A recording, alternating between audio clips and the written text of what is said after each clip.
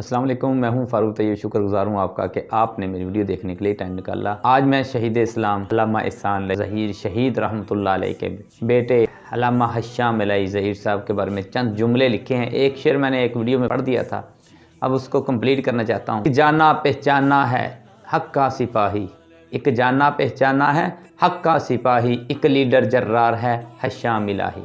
اصحاب کے دشمن کے لیے خوب تباہی، اصحاب کے دشمن کے لیے خوب تباہی، ایک لیڈر جرار ہے ہشام الہی۔ مجبور بے کسوں سے کرتا ہے بلائی، مجبور بے کسوں سے کرتا ہے بلائی، ایک لیڈر جرار ہے ہشام الہی۔ ان بے ضمیر قاتلوں سے دلوائے گا رہائی، ان بے ضمیر قاتلوں سے دلوائے گا رہائی، با ضمیر خوددار ہے ہشام الہی۔ اپنوں نے کی ہے ان سے خوب بے وفائی، اپنوں نے کی ہے ان سے خوب بے وفائی، مسلک کا حقیقی ترجمان ہے ہشام الہی۔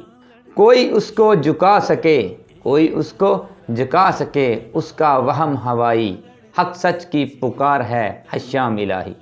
ظہیر کے بیٹوں میں ہے خوف خدائی، ظہیر کے بیٹوں میں ہے خوف خدائی، مسلک کا مینار ہے ہشام الہی۔ جو ضمیر فروشوں کی کرے خوب دلائی، جو ضمیر فروشوں کی کرے خوب دلائی، ایک ننگی تلوار ہے علامہ ہشام الہی۔